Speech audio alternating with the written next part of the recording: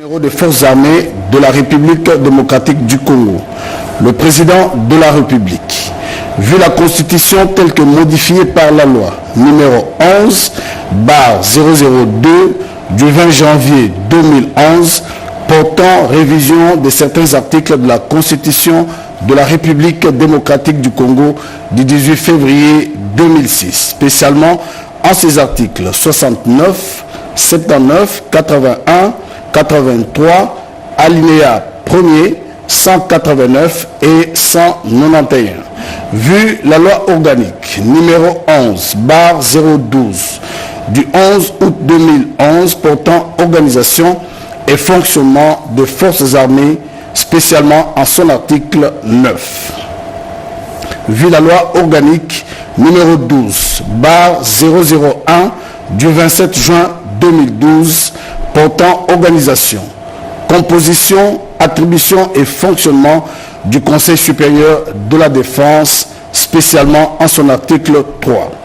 Vu la loi numéro 13/005 du 15 janvier 2013 portant statut des militaires des forces armées de la République démocratique du Congo, spécialement en ses articles 1er, 2, 3, 8, 60, 62, 73, 164 et 167.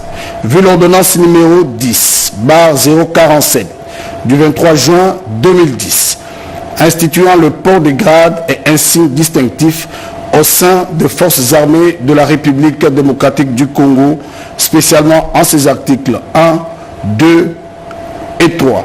Vu l'ordonnance numéro 24/88 du 11 octobre 2024 portant organisation et fonctionnement du gouvernement, modalités de collaboration entre le président de la République et le gouvernement, ainsi qu'entre le membre du gouvernement.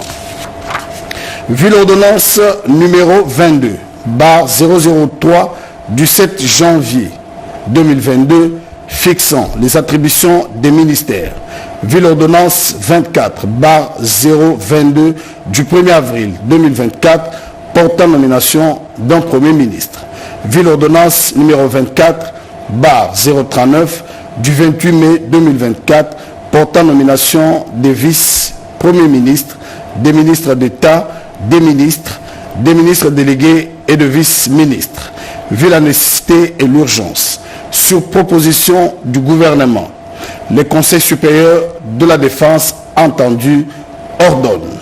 Article 1er. Est nommé au grade de général-major des forces armées de la République démocratique du Congo l'officier général Somo Kakule Évariste, matricule 17 39 85 77 10 41. Article 2. Sont abrogées toutes les dispositions antérieures contraires à la présente ordonnance. Article 3. La Premier ministre et le vice-premier ministre, ministre de la Défense nationale et anciens combattants sont chargés, chacun en ce qui les concerne, de l'exécution de la présente ordonnance qui sort ses effets à la date de sa signature. Faite à Kinshasa le 28 janvier 2025, Félix Antoine Tshisekedi Tshilombo, Judith Soumina Toulouka, Premier ministre, pour copie certifiée conforme à l'original le 28 janvier 2025, le cabinet du président de la République, Anthony Kinzo Kamoulé, directeur de cabinet. Ordonnance numéro 25 du 28 janvier 2025 portant nomination d'un gouverneur militaire dans la province du Nord Kivu.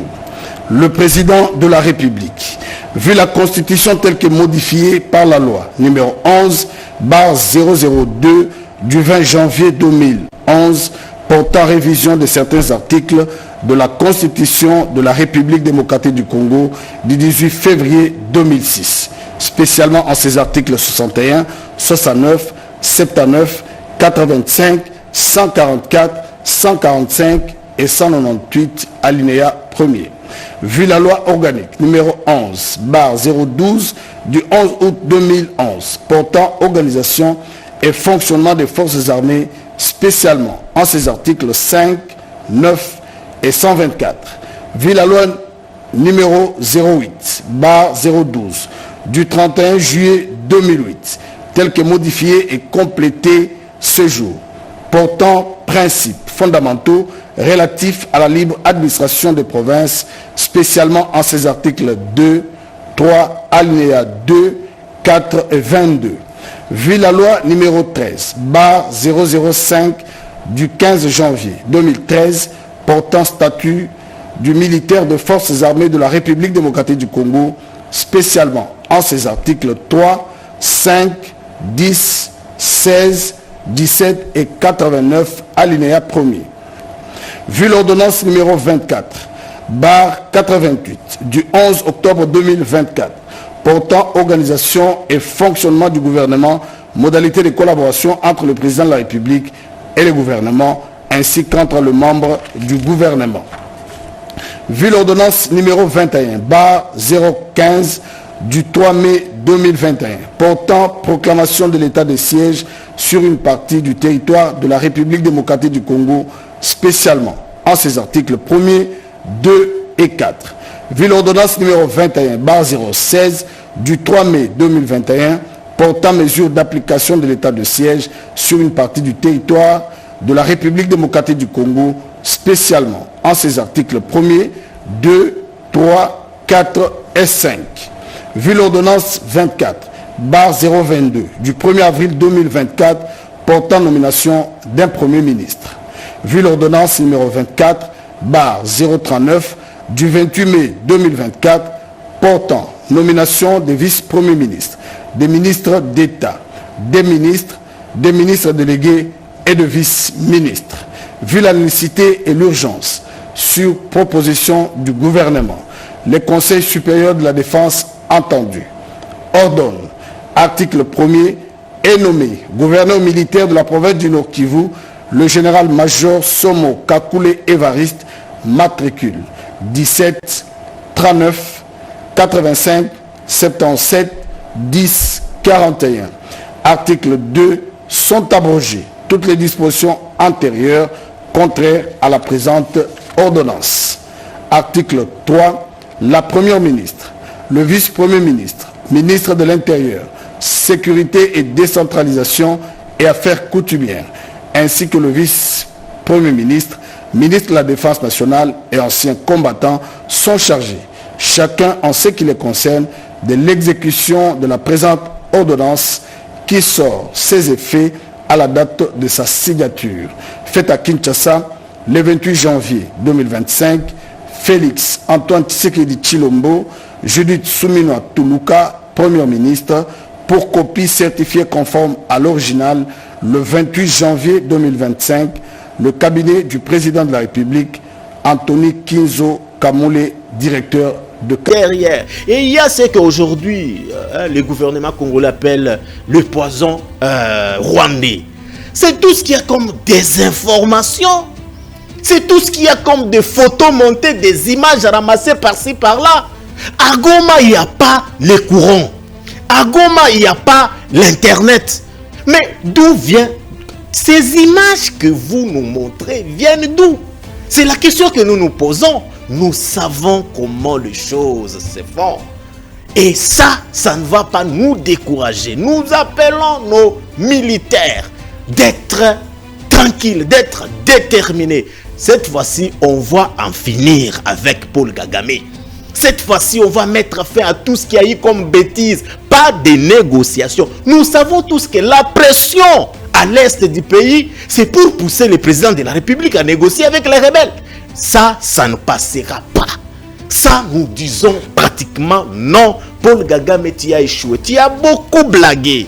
S'il faut mourir, nous allons mourir pour notre pays. C'est tout ce que nous avons. Et ça m'étonne de voir qu'il y a des gens, notre pays est menacé. Il y a des Congolais qui meurent de faim dans des maisons, dans des camps de déplacés. Mais toi, ça te plaît, tu t'es réjoui, tu te sens à l'aise. On ne sait pas. Je vous dis, je vais terminer. Cette guerre nous permet de connaître qui est avec nous, qui fait quoi avec nous. Et après tout ce qui se passe à l'Est, nous allons mettre chaque personne à sa place. Vous nous avez montré votre vraie image. vous qui se réjouissez de tout ce qui se passe à l'Est, je vous dis que nous vous connaissons, vous êtes identifiables. Toye Bibino bien, Ereza. Nous connaissons vos tweets, nous savons analyser vos messages, nous savons tout faire. Nous savons maintenant qui est Congolais, qui ne l'est pas, qui soutient le Rwanda et qui ne soutient pas le Rwanda. C'est très clair, pardon. Je dis que la guerre ici nous permet de connaître, de découvrir le plan de chaque personne. Et regardez les silences observés. Il y a un gouverneur qui est mort dans des conditions que nous savons tous. Aucun communiqué, ce soit des partis politiques, aucune condamnation. À quoi vous jouez? Goma est menacée, ample. La guerre se passe dans la ville de Goma. Est-ce que vous avez l'idée? Donc, il n'y a personne qui peut sortir pour prendre quoi? Il n'y a personne qui peut se déplacer pour faire quoi? Et toi, tu te réjouis. Les silences observés de certains politiques, ces silences-là, ils justifient. Nous les comprenons à notre manière. Vous vous réservez parce que il y a quelque chose que vous attendez et cela n'arrivera jamais. Nous sommes unis comme un seul peuple derrière ces drapeaux, derrière nos FARDC, jusqu'à ce que la paix revienne en République démocratique du Congo. J'appelle les Quinois, j'appelle les Louchois, j'appelle partout où vous vous retrouvez, chers Congolais, votre pays est menacé et nous ne pouvons pas accepter ce genre. Et déjà, nous voyons venir une manœuvre prévisible. Le Rwanda, qui a délibérément dirigé cette guerre sur le territoire d'un autre État souverain, le nôtre, commence à revendiquer que les combats atteignent son propre sol. Mais que pouvait-il espérer? Une guerre, Excellence, ne connaît pas de frontières. Elle est sale. Elle consume tout sur son passage, les forts comme les faibles. Les 72 dernières heures ne sont qu'un échantillon de la tragédie régionale qui menace. Une tragédie que le peuple congolais connaît depuis des décennies. Une tragédie nationale que ce Conseil peut encore arrêter et une tragédie régionale que ce Conseil peut prévenir par une action résolue et courageuse. Monsieur le Président, certains voudront par les processus de paix de Luanda et de Nairobi. Le Rwanda a prouvé que vos déclarations ne lui importent guère. Le cessez-le-feu du 4 août 2024 n'a été pour lui qu'une chimère et il s'est pris d'ignorer vos avertissements du 26 janvier allant jusqu'à bombarder des hôpitaux et des maisons dans la ville de Goma. Pas plus tard que dimanche le 26 janvier, le Rwanda, pays contributeur en troupes des Nations Unies, par le truchement de son représentant, a considéré ce Conseil comme complice de sa déstabilisation, allant jusqu'à associer la MONUSCO à cette démarche invraisemblable. Si cette stratégie a porté des fruits par le passé, le temps de la manipulation et du mensonge est désormais révolu. La vie de la population civile, privée de moyens de subsistance depuis maintenant 4 jours à Goma, dépend des décisions que vous devez prendre aujourd'hui. Nous ne sommes pas venus aujourd'hui pour vous dire ce que vous ne connaissez pas, mais nous sommes venus vous demander de prendre le courage de faire ce qui est droit et ce qui est dans vos prérogatives. Les vies des civils ne peuvent pas être pendues à la machinerie politicienne qui observe sans agir. Nous exigeons des actions. Reconnaître la responsabilité du Rwanda dans les violations multiples de notre souveraineté, ainsi que dans les atrocités qu'il commet, a été insuffisant pour qu'il cesse sa poursuite du conflit. Les victimes ne sont plus seulement congolaises. Le Rwanda a frappé l'Afrique et l'Amérique latine, en tuant des militaires sud-africains, malawites et uruguayens venus protéger les civils. Il a frappé ce Conseil en tuant des casques bleus de la MONUSCO. N'est-ce pas une preuve suffisante pour vous que lors de chacune des réunions convoquées par ce Conseil, la liste des orateurs regorge de pays d'Afrique et d'ailleurs, cherchant à vous pousser à agir? Dimanche, c'était l'Afrique du Sud, le Burundi, l'Uruguay. Aujourd'hui encore, nous sommes rejoints dans un esprit de solidarité par nos frères et sœurs de l'Angola, de l'Afrique du Sud, de l'Uruguay, du Guatemala, du Zimbabwe, du Sénégal, du Burundi. Tous ont répondu, car l'humanité est en jeu. Tous sont venus voir ce que vous allez faire. À quel seuil de catastrophe humanitaire et de violation flagrante de notre territoire devrez-vous enfin agir pour sanctionner les responsables du M23 et les officiers rwandais et leurs complices? Si ce Conseil ne sanctionne pas, l'histoire marquera ce temps comme l'époque de l'impuissance et de l'indifférence du Conseil de sécurité. Le droit de rachat de ce Conseil sur cette crise n'est nulle part ailleurs que dans les actions immédiates. Et déjà, nous voyons venir une manœuvre prévisible. Le Rwanda, qui a délibérément dirigé cette guerre sur le territoire d'un autre État souverain, le nôtre, commence à revendiquer que les combats atteignent son propre sol. Mais que pouvait-il espérer? Une guerre, Excellence, ne connaît pas de frontières. Elle est sale. Elle consume tout sur son passage, les forts comme les faibles.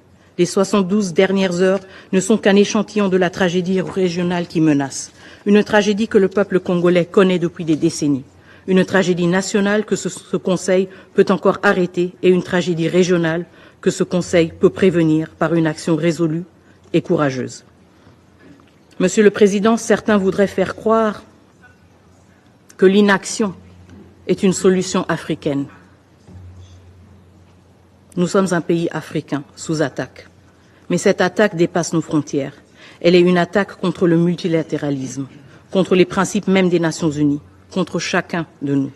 Laisser cette crise s'enliser sous prétexte qu'elle serait un problème africain, nécessitant une solution africaine, revient à trahir l'esprit de solidarité internationale qui fonde cette organisation et l'esprit de responsabilité, de sécurité collective qui justifie même votre présence comme membre de ce Conseil. Nous réitérons avec insistance nos 5 demandes urgentes. 1. Le retrait immédiat des troupes rwandaises et la cessation des hostilités. 2.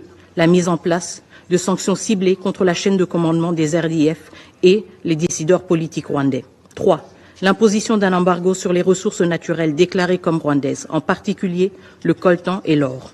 4. La révocation du Rwanda en tant que contributeur de troupes aux Nations Unies.